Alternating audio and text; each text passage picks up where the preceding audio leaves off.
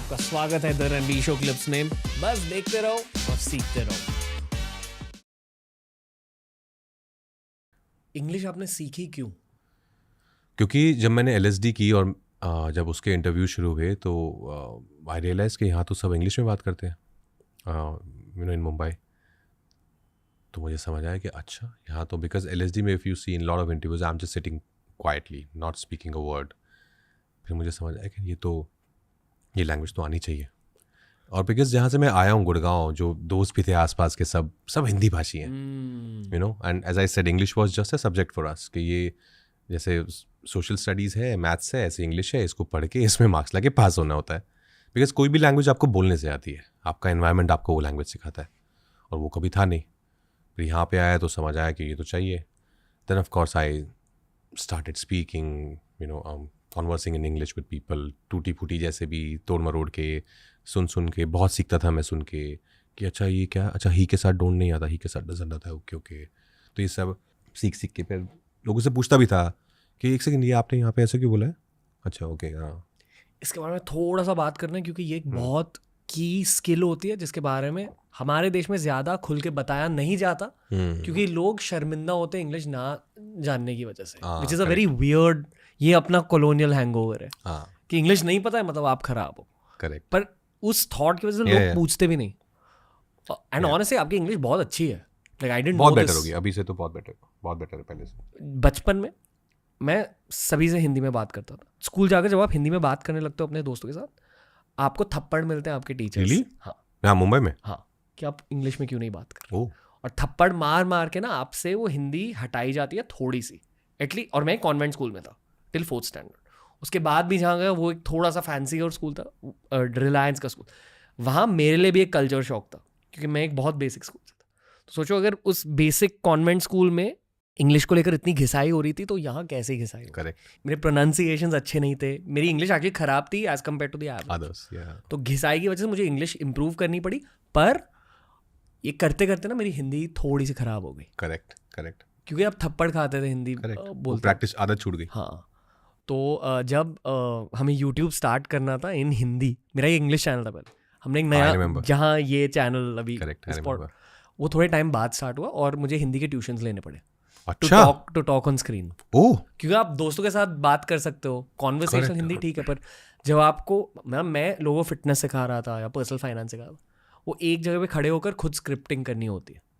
तो now I feel कि मेरी हिंदी काफ़ी ज़्यादा इंप्रूव हो चुकी है, पर थोड़ा सा वक्त लगा, एफर्ट लगा। और आई फील कि talking to camera for infotainment ये सबसे मुश्किल चीज़ होती है। आपको उसमें तो लैंग्वेज पे पकड़ बहुत चाहिए आपको। तो इसी को फ्लिप करते हुए मैं आपको इंग्लिश के बारे में पूछना चाहूँगा पूरा A to Z, क्योंकि ये लैंग्वेज सीखना एक बहुत की स्किल होती है करियर में अकॉर्डिंग टू मी। नहीं, ऑफ कोर्स आई थिंक क्योंकि इंग्लिश एक यूनिवर्सल लैंग्वेज है, आप कहीं बाहर ट्रैवल भी करते हैं तो इट ऑलवेज हेल्प्स। और जहाँ से मैं आया था हमारी तो इंग्लिश टीचर भी वो हिंदी में बात करती थी हमसे। वहाँ ऐसा नहीं था कि आपको थप्पड़ पड़ रहा है। वहाँ पे अगर मैं अपने दोस्तों में ज़्यादा इंग्लिश बोल दूँ, अरे अच्छा ओ बड़ा अंग्रेज बन रहा है, वहाँ ऐसे वाला था कि they look down upon you कि अच्छा इतनी इंग्लिश बोल रहा है। तो जब मैंने बताया कि LSD के बाद रियलाइज़ कि यार कुछ करना पड़ेगा इसका, तो मैंने पढ़ना शुरू किया। मैंने इंग्लिश बुक्स को पढ़ना शुरू किया। मेरे जो दोस्त थे आसपास के जिनको इंग्लिश आती थी, मैं सुनता बहुत अच्छा हूँ, जैसे मैंने कहा ना, I am a good listener, तो मैं पकड़ लेता हूँ बहुत जल्दी। In life also because as an actor you need to, मैं बहुत सारे अलग अलग एक्सेंट्स करता हूँ फिल्मों में, तो वो मैं सुन के ही पकड़ता हूँ। तो फिर मैंने लोगों को सुनना शुरू किया कि लैंग्वेज कैसे आती है, आप सुनते हो। फिर मैंने देखा कि अच्छा कि कोई फॉर्मेशन हो रहा है सेंटेंस का, तो जैसे he doesn't go to work, तो कि इसने he don't go to work क्यों नहीं बोला होगा। फिर मैंने किसी और को सुना कि शी डजंट, ही डजंट, लगा अच्छा मे बी ही के साथ ना डजंट जाता है, ही के साथ आप डोंट नहीं बोलते हो। तो मैंने अपने आप को फिट कर लिया कि अच्छा शब्दों की पैटर्न रिकग्निशन, शब्दों में पैटर्न्स ढूंढना। हाँ बताइए। करेक्ट।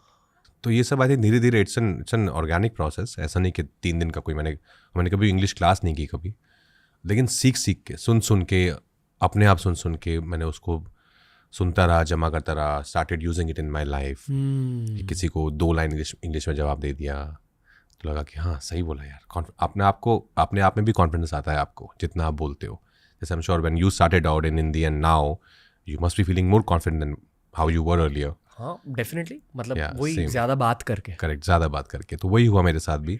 कॉफी विद करण देखकर नहीं, कॉफी विद करण भी देखा, बट हमारी जो फिल्म्स के प्रमोशन होते जी। थे, जैसे शाहिद के टाइम पे हंसल सर के साथ बहुत ट्रैवल किया, and his English is really good, तो उनसे उठा लिया, या किसी और के साथ ट्रैवल किया। अपने दोस्त हैं अनीश, मेरे एक बहुत अच्छा दोस्त है, वो इंग्लिश बहुत अच्छी बोलता है, तो उसके सुनते हुए पकड़ लिया कुछ। I think you have to keep picking up things from here and there, and then अपने घर लाके अपने झोले में से निकाल के आज मैंने ये सीखा है, तो ये करेक्ट है। जब मैंने हिंदी अच्छे से सीखी और हिंदी में सोचने लगा, तब पर्सनैलिटी भी थोड़ी सी बदल गई। मैंने ये जाना हिंदी और उर्दू के बारे में भी कि दोनों बहुत ज़्यादा इमोशनल लैंग्वेजेस हैं, एंड आई फील कि मैं ज़्यादा इमोशनल हो गया, मैं ज़्यादा एम्पैथेटिक हो गया, क्योंकि दूसरों के इमोशन ज़्यादा पहचानने लगा। करेक्ट। तो इंग्लिश सीख कर क्या बदला? इंग्लिश सीख कर ये बदला कि जब कोई इंटरनेशनल अवार्ड मिला तो स्पीच देने के लायक रहा। बट ये है, I think in our city though we make Hindi films, पर हम ज़्यादातर लोग जो है यहाँ पे इंग्लिश में बात करते हैं हम सब। तो ये है, आई थिंक ये लैंग्वेज आनी चाहिए, and for some reason as you said ना, वो एक कॉलोनियल थोड़ा हमारा बैगेज है। तो I am sure there are few people जो who look down upon you, as you said ना कि बचपन में ऐसा थप्पड़ भी लगता था कि इंग्लिश में बात करो। Even now I am sure they can't slap you, but they might look down upon you कि अरे क्या इसको इंग्लिश भी नहीं आती यार। मुंह पे कोई नहीं बोलता होगा, आई एम श्योर। तो वो रीज़न नहीं था मेरा रीज़न था कि बिकॉज इंटरव्यूज बहुत होते हैं इंग्लिश में, and also just to communicate with people when you travel also outside, you should know the language at least. मुझे लगता है इंग्लिश तो बेसिक तो आनी ही चाहिए, कोई बुराई नहीं है उसमें। आर भाई, आप एक ऐसे इंसान हो जिसके साथ मैं घंटों बैठकर बात कर सकता हूँ ऑनेस्टली। पिछली बार वो एक फॉर्मल सेटिंग थी, ऐसा लग रहा है कि मैं पहली बार आपसे खुल के बात कर रहा हूँ, तो बहुत अच्छा लग रहा है आपके साथ। थैंक यू रणवीर, मुझे भी। बस यही था, आई थिंक हम पॉडकास्ट के एंड तक पहुंच चुके हैं। आप बहुत अच्छे प्रेजेंस हो आ रहा है मतलब जेन्युइनली, क्योंकि as a team also we feel the guest presence. आपका दिल बहुत प्योर है, बहुत साफ है। I was grateful to you then, I am grateful to you again for time. Thank you bro. आप भी एक आर्टिस्ट हो, एंड कुछ आर्टिस्ट होते हैं जहाँ उनके आसपास जो प्रोविडेंस है वो दुनिया को भी दिखाई देता है। अक्सर खुद को तो दिखाई देता ही है, पर आपके आसपास की जो भी ब्लेसिंग्स है, पीपल रिकग्नाइज इट। एंड ये मैं as a very deep compliment कहना चाहूँगा। वर्ड्स बेसिक है, but please take the depth of it कि you are here to stay. That's what Thank you. You too. You are here to stay and rule. Thank you. Really appreciate it. Thank you for teaching me a lot just through conversation. Thank you. Likewise. Thank you for your podcasts. दोस्तों, ऐसे ही बहुत सारे clips upload किए हैं इस channel पर। Channel को explore करो, देखते जाओ और सीखते जाओ।